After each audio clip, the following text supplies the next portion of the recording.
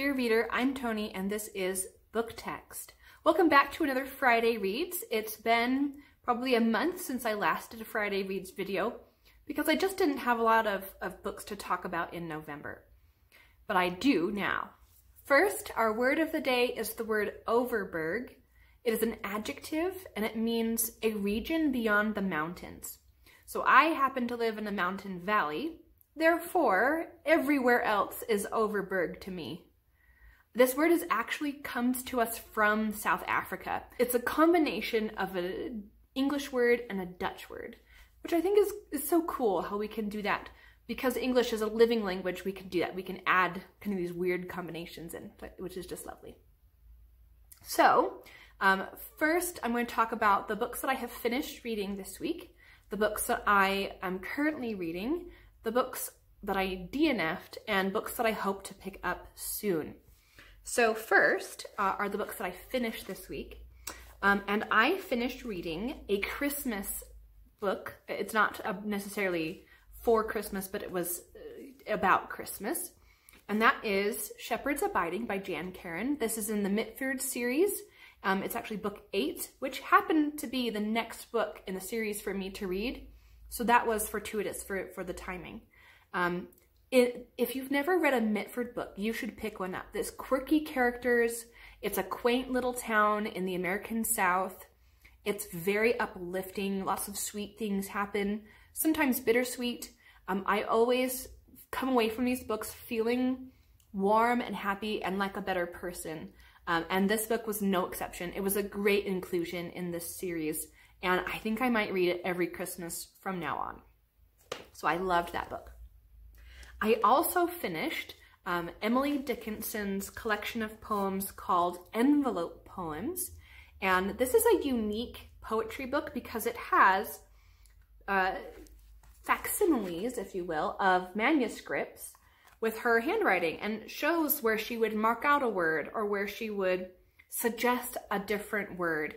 And she wrote these on scraps of paper, mostly envelopes, and she would use all the edges that she could use. She would write slant sometimes, and I thought it was so cool. It was unique to see into her writing process where she was revising as she wrote. There was just some gems in here that I haven't found in other collections. So I really am glad that this is part of now my library.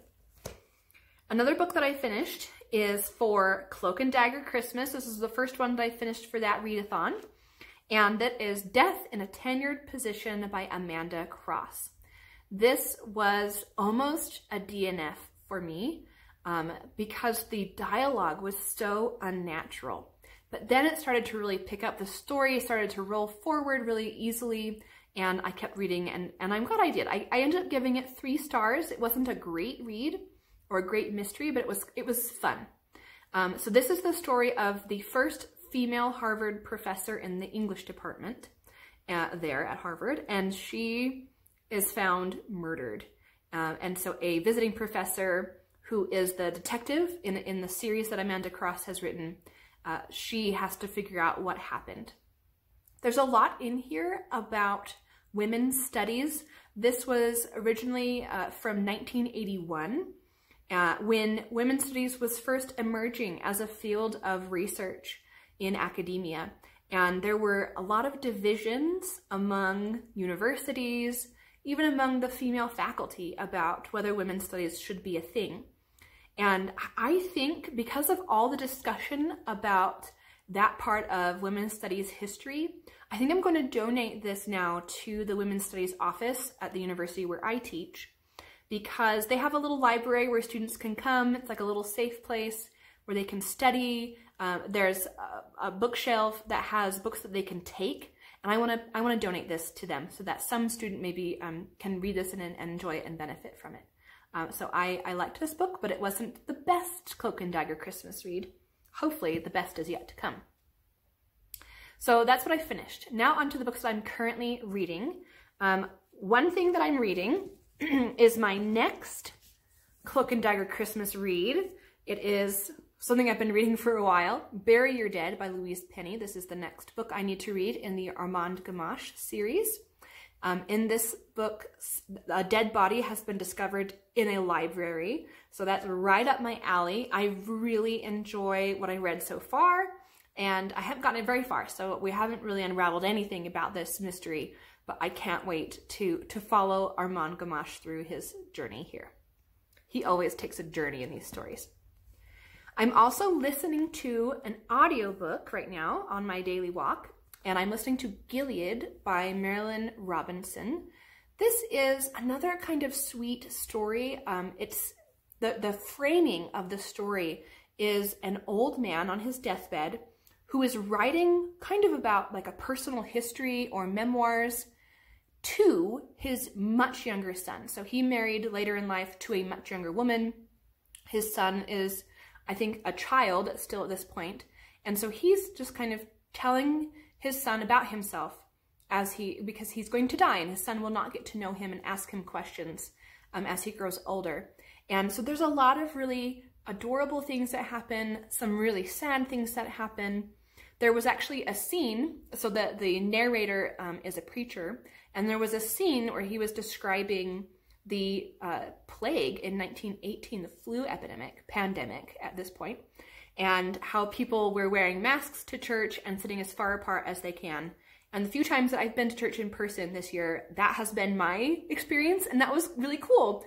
This book was written in 2006, and looking back at 1918, and it's just cool to see these connections throughout history. So I've been enjoying this on my walks.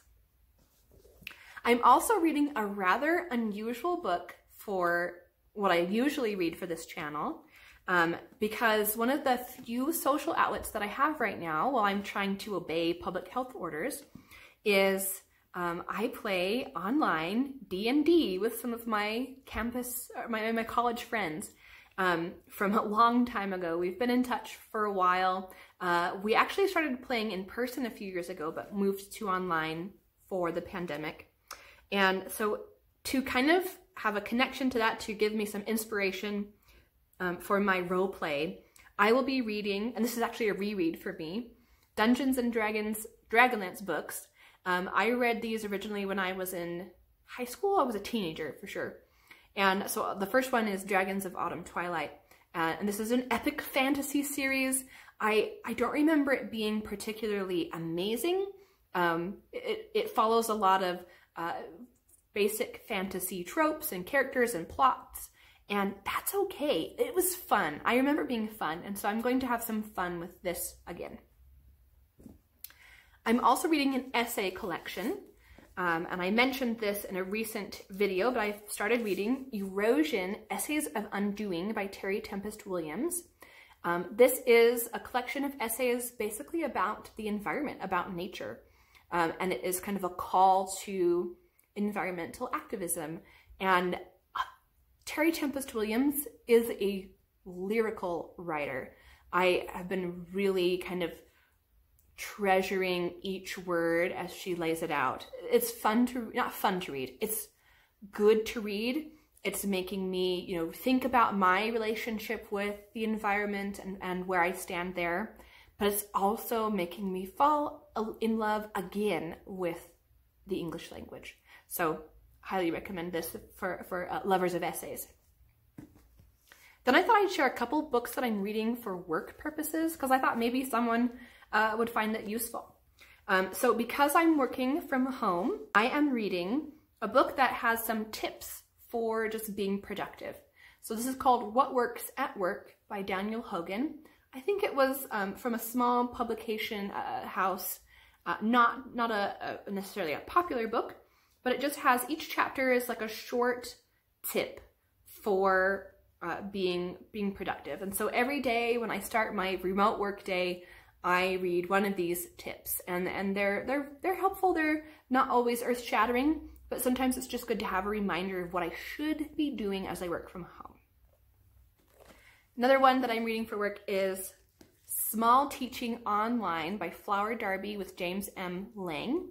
So James Lang wrote another book called Small Teaching that was tips for how to use kind of small moments or small educational practices in the classroom to deepen learning and to connect with students.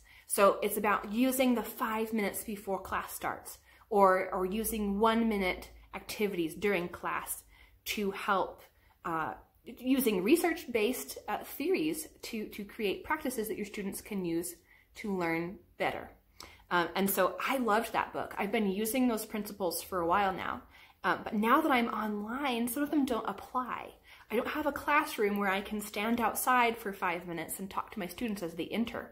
So this is small teaching online, and I've just been devouring it. So helpful. I'm teaching online right now, and I will be teaching online again next semester. So for the foreseeable future, I am online and I'm going to need some help. So that's where this book comes in. Now, I mentioned that I DNF'd a couple of books. I'm not big on DNFing because usually I push through and find books in the first place that I will enjoy reading. And I didn't stop reading these books because I didn't enjoy them. I just burnt out. So one of these is The Dead Secret by Wilkie Collins. This is a Victorian sensation novel. I was reading it for a read-along on Instagram and I totally failed. I got about 100 pages in. It's easy to read and I really want to know what the secret is, but I think I just burnt out on classics. So I'm putting this aside for now until I can come back to it with a clear mindset. The other one I DNF'd, this one just breaks my heart. I will get back to it, I promise. I feel like I'm promising the author, like I owe her something, but this is not much to look at, but it's Mary Wollstonecraft's The Vindication of the Rights of Women. So it was just hard to read that writing style that's older. You have to think a lot more as you're reading. It's dense. There's so much in here that I want to kind of explore and think about. I got about halfway through and I'm just going to have to maybe read it little by little or just set it aside for now and come back to it much later. So regardless, it's a DNF for this week. However, on the hopeful side, I have some books that I would love to pick up this week. So one of them is another Christmassy book. This one has been on my shelf for a long time. It's the first in a series that I've wanted to start for years. And it came up in a recommendations video for Christmas stories by Miranda Mills. And this is High Rising by Angela Thirkell. This is the first in her series, which is basically a continuation of Anthony Trollope's Barsetshire series. I don't know exactly what the connections are other than it's set in his imaginary Barsetshire county. And it takes place at Christmas time. So I thought that's a perfect way to just kind of start this series is reading a seasonal, is appropriate for the season, it's appropriate for the month, and it will get me into that series. So I'm really looking forward to this. And hopefully we'll start it later today. Then my next Cloak and Dagger Christmas read is going to be Dissolution by C.J. Sansom. This is the first in the Matthew Shardlake series.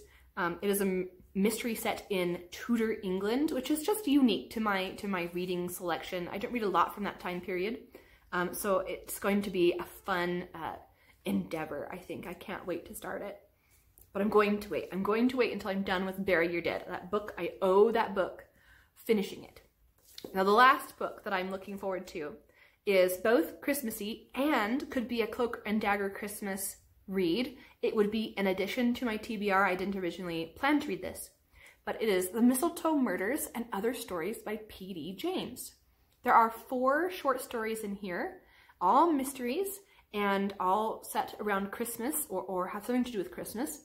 And I think I could probably, it's a very small book, I could probably read 1 short story a day, knock it out this week, and have been all the better for it. P.D. James is known as the Queen of Crime, but I haven't read anything by her yet that I can remember. So this will be a good foray into her writings. That's it. It's a lot of books, but I'm just excited about all the things I have to read and the joy of language. Please tell me what you're reading or if you have any recommendations for me based on the books that I've mentioned here. And remember, there's always another book.